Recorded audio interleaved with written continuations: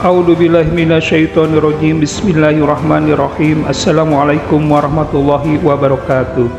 Alhamdulillah sahabat Agheju Channel. Pada hari ini kita akan membahas kisah Umar bin Khattab masuk Islam dan menjadi khalifah. Umar bin Khattab adalah sahabat Nabi Muhammad SAW yang menjadi Khulafaur Rasyidin. Umar adalah khalifah kedua yang meneruskan perjuangan Rasulullah setelah Abu Bakar As-Siddiq. Umar menjadi Khulafaur Rasyidin selama 10 tahun pada 634-644 Masehi atau tahun 13 sampai 23 Hijriah. Nabi Muhammad SAW memberi julukan Umar bin Khattab dengan sebutan Al-Faruq yang artinya pembeda. Umar mampu membenarkan kebenaran dan kebatilan. Gelar Umar bin Khattab lainnya adalah Amirul Mukminin yang berarti pemimpin orang-orang beriman. Umar bin Khattab terkenal sebagai sosok yang keras dan pemberani. Bahkan sebelum masuk Islam, Umar sangat menentang Nabi Muhammad. Dia ditakuti kaum muslimin karena kerap menyiksa pengikut Rasulullah. Pada suatu hari, amarah Umar pun pecah. Dengan gagah berani, Umar membawa pedang hendak membunuh Rasulullah. Namun di perjalanan, dia justru bertemu Nu'aim bin Abdillah yang memberitahu bahwa adik Umar, Fatimah, telah masuk Islam. Umar pun berbalik dan bergegas menemui adiknya dengan emosi yang membuncah. Di depan rumah, Umar justru mendengar Fatimah dan suaminya membaca Al-Quran. Umar menampar Fatimah. Sang adik lantas tersungkur dan menangis. Umar pun melihat bacaan Al-Quran yang sedang dibaca adiknya. Dia tersentuh dengan surat Toha itu. Hatinya pun luluh. Seketika Umar ingin bertemu Muhammad. "Tunjukkan aku keberadaan Muhammad," kata Umar.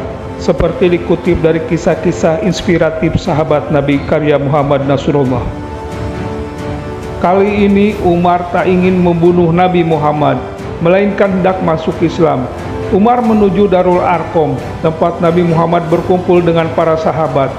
Saat Umar datang, para sahabat panik dan takut. Umar bakal menyerang, namun Rasulullah justru membukakan pintu untuk Umar. "Apa yang membawamu datang kemari, wahai Umar?" tanya Rasulullah. Umar pun menjawab, dia beriman kepada Allah. Umar pun mengucapkan kalimat syahadat. Rasulullah dan para sahabat menyambut bahagia keislaman Umar dengan takbir. Setelah Umar masuk Islam, Umar menyarankan Rasulullah agar tidak lagi menyiarkan Islam dengan sembunyi-sembunyi. Rasulullah dan para sahabat mulai berdakwah dengan terang-terangan. Pengikut Nabi Muhammad pun semakin berkembang. Umar juga orang paling terdepan membela dan melindungi Nabi Muhammad. Umar selalu setia berada di sisi Rasulullah. Dia ikut dalam setiap peperangan. Umar bahkan disebut sebagai sahabat utama Nabi Muhammad setelah Abu Bakar. Saat Rasulullah meninggal, Umar merupakan salah satu orang yang paling terpukul. Umar dan sahabat Nabi lainnya bertekad melanjutkan perjuangan sang baginda. Ketika itu Abu Bakar ditunjuk menjadi khalifah dan Umar dipercaya menjadi salah satu penasihatnya. Setelah Abu Bakar meninggal, Umar pun ditunjuk menjadi khalifah kedua. Di bawah pimpinan Umar, Islam semakin berkembang pesat.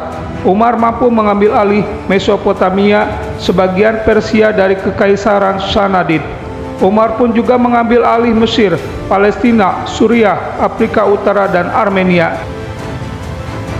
Umar juga banyak mengubah tatanan pemerintahan.